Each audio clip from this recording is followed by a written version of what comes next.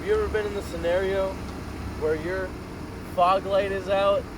Well, today we're gonna fix that.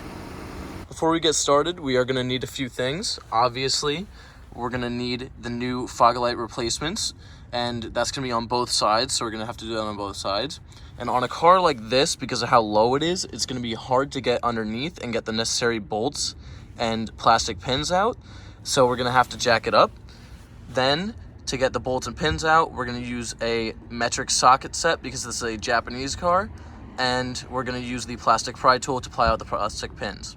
So first, when we jack it up, we're gonna put it in the notch in the frame so that we don't hurt the body of the car.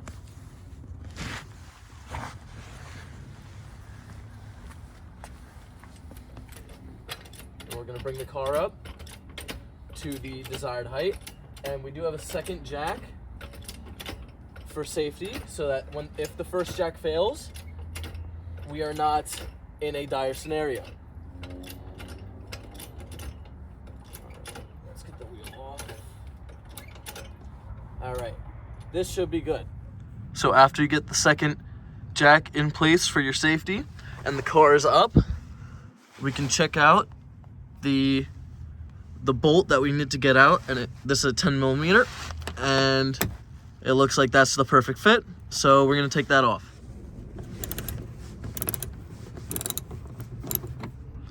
So once we go on and get this bolt out, there are two more things under here in the fender liner that we need to get off, and there are these two little plastic things right there that we're gonna go get off. So I went ahead and I already got the first one out. We're gonna get the second one out, the plastic pry tool, and it'll pop out.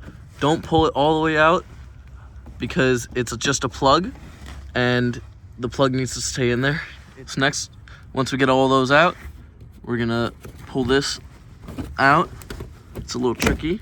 There we go, just like this, so that we can access the inside over there where we're gonna pull out the fog light.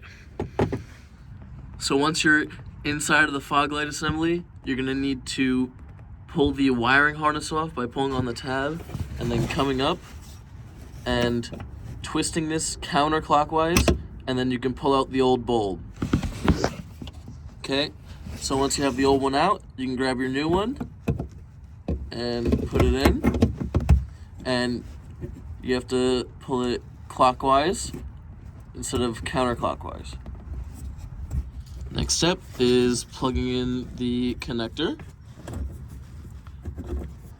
Before we close everything up, we're gonna test it to make sure it works. Now that we've completed the first fog light and we know it works, we can move on to working on the second one.